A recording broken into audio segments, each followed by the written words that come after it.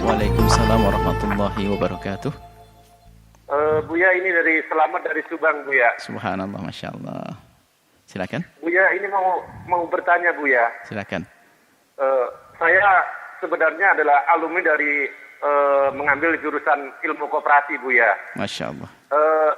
Jadi saya ingin mau menanyakan, Buya. Selama ini saya mempelajari ilmu koperasi itu, kebanyakan itu saya kan udah lulus dari 98, Buya. Setelah saya pelajari itu kan kebanyakan riba, Buya. Ya, saya ingin menanyakan kepada Buya, bagaimana membentuk koperasi yang syariah itu kayak apa, Buya? Karena apa? Koperasi yang di Indonesia itu kebanyakan bergeraknya itu kebanyakan di bidang koperasi simpan pinjam, Buya. Jadi yang ingin kami tanyakan, bagaimana membentuk koperasi yang syariah? Di situ kegiatannya ada simpan pinjam, ada kegiatan usaha perdagangan. Jadi bagaimana, Buya? Sedangkan kami mengingat masa lalu itu merasa berdosa gitu. Kenapa saya mengambil ilmu kayak begitu gitu, Buya? Itu mungkin pertanyaan dari saya, Buya.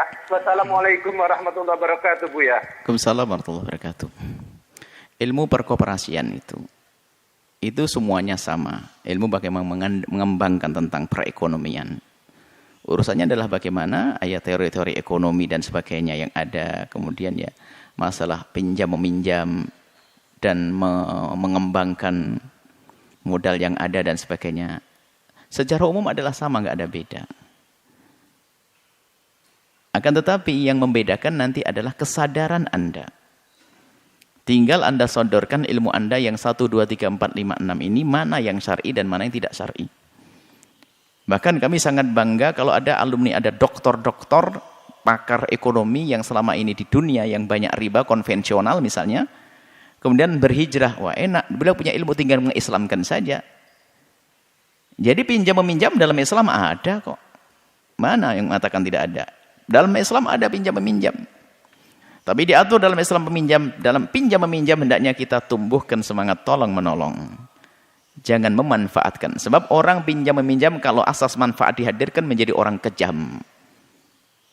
Sehingga tidak memberikan pertolongan. Bahkan kadang malah menjadikan kesempatan. Wah, dia sakit orang tuanya. Pasti mau kita beri mahal. Nah itu. Akhirnya menjadi sifat jahat.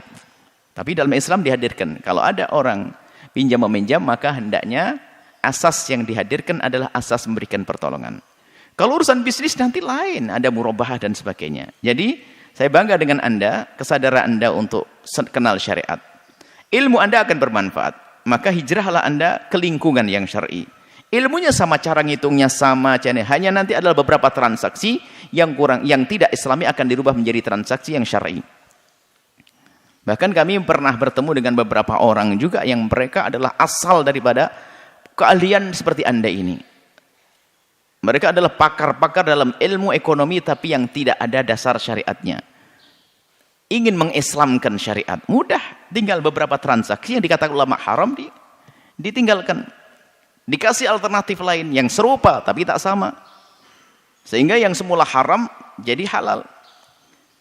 Makanya muncul bank syariat itu sebetulnya adalah ingin menghadirkan transaksi-transaksi tandingan pengganti daripada transaksi yang haram. Hasilnya nanti sama. Hasilnya sama, tapi caranya berbeda. Cara itu menjadikan halal haram. Orang mencari nafkah untuk anak istrinya mencuri.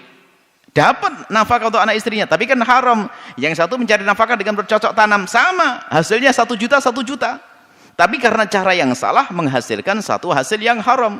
Sama dalam urusan ekonomi perkoperasian. Kalau caranya benar, hasilnya juga benar.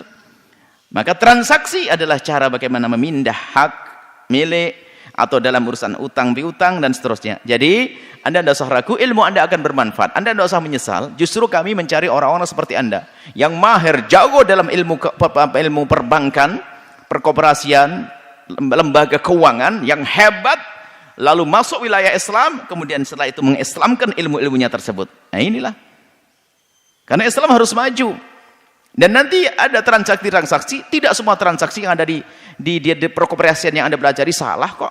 Bahkan banyak juga yang benar dan kita harus ambil itu semuanya. Tinggal ada beberapa poin saja yang ada ribanya, kemudian tidak sah dan sebagainya. Itu yang perlu dirubah gitu saja. Anda tidak usah menyesal, tapi justru Anda berbangga telah Allah beri kesempatan untuk belajar ilmu ekonomi seperti itu. Kemudian Anda pun punya kesadaran sampai Anda berani bertanya, maka Anda terus ayo tingkatkan keimanan, kerinduan untuk kebaikan. Bergabunglah Anda dengan koperasi-koperasi yang sudah syar'i. Di situ pasti ilmu Anda akan bermanfaat. Syaratnya satu, Anda patuh dengan petuah ulama. Mengalahkan petuah profesor-profesor ekonomi yang Anda ketahui. Harus begitu. Jangan sampai kebalik. Artinya apa? Kalau sudah ulama mengatakan haram, maka ketahuilah Anda hindari. Lalu bagaimana? Ada namanya takyif fikih, akan dirubah transaksinya agar semuanya menjadi halal. Itu saja insyaallah.